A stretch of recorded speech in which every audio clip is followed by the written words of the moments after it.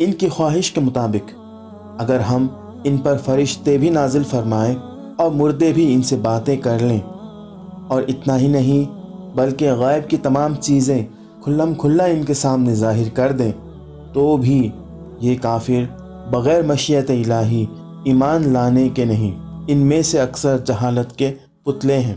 الحمدللہ رب العالمین والصلاة والسلام علی رسولہ الامین، اما بعد، السلام علیکم ورحمۃ اللہ وبرکاتہ۔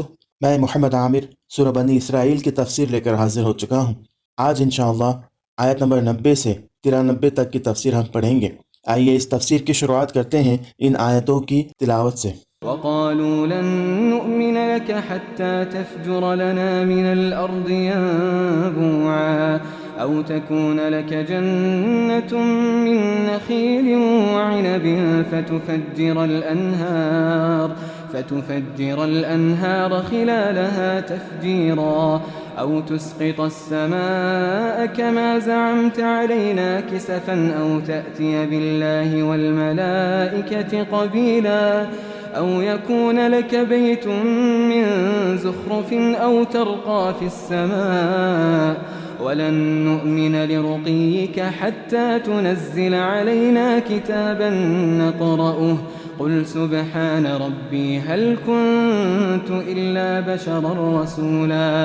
گزشتہ آیات میں قرآن کی عظمت اور اعجاز کے بارے میں بات کی گئی ہے۔ اب ان آیتوں میں مشرکین کے کچھ بہانوں کی طرف اشارہ کیا گیا ہے۔ وہ ایسی بہانہ تراشیاں کرتے تھے کہ جن سے صاف ظاہر ہوتا تھا کہ ان کافروں کا مقصد سوائے اس کے کچھ نہ تھا کہ رسول اللہ صلی اللہ علیہ وسلم کی دعوت کے جواب میں ہٹ دھرمی، عناد، سرکشی اور غرور کا مظاہرہ کریں، کیونکہ وہ پیغمبر اکرم صلی اللہ علیہ وسلم کی منطقی بات اور زندہ سند کے جواب میں نہایت نامعقول تقاضے کرتے تھے۔ ان آیتوں میں ان کے کچھ مختلف تقاضے بیان ہوئے ہیں۔ پہلے ارشاد ہوتا ہے، اور انہوں نے کہا کہ ہم اس وقت تک تم پر ایمان نہیں لائیں گے جب تک تم ہمارے لیے اس زمین سے پانی کا چشمہ نہ جاری کر دکھاؤ، یا تمہارے پاس کھجور اور انگور کا باغ ہو کہ جس کے درختوں کے درمیان تم نہریں جاری کر دو، یا جیسا تم کہتے ہو آسمان کو ٹکڑے ٹکڑے کر کے ہمارے سروں پر گرا دو، یا اللہ اور فرشتوں کو ہمارے سامنے لے آؤ، یا پھر تمہارے پاس سونے کا گھر ہو،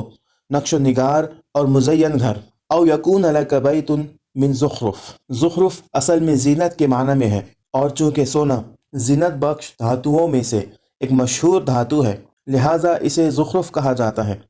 نقش و نگار سے مزین گھروں کو بھی زخرف کہا جاتا ہے، یا پھر آسمان پر چڑھ کر دکھاؤ، لیکن ہم تمہارے صرف آسمان پر چڑھنے سے ایمان نہیں لائیں گے، بلکہ اپنے ساتھ واپسی پر کوئی خط بھی لے کر آؤ جسے ہم پڑھیں۔ ان آیات کے آخر میں اللہ رب العزت نے ان باتوں کا جواب دیا ہے۔ معجزات کے مطالبے کا ایک جواب اس سے پہلے آیت نمبر 59 وما منعنا ان نرسل بالآیات میں گزر چکا ہے۔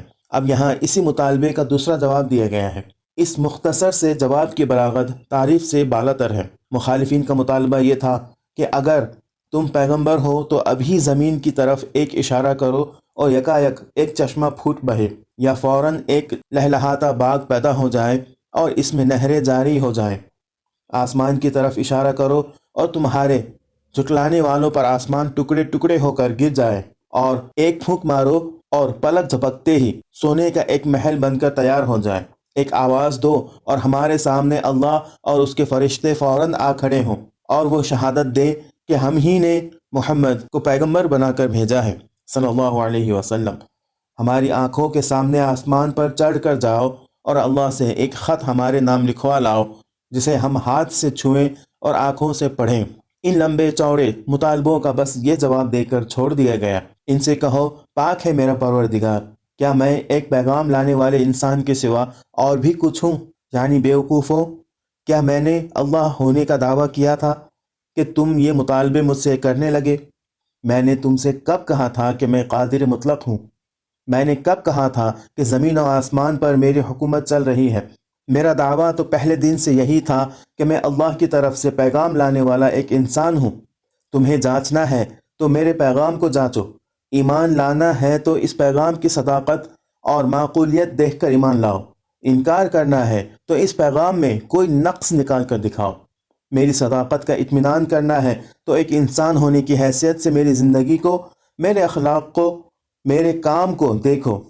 یہ سب کچھ چھوڑ کر تم مجھ سے یہ کیا مطالبہ کرنے لگے کہ زمین پھاڑو اور آسمان گراؤ؟ آخر نبی ہونے کا ان کاموں سے کیا تعلق ہے؟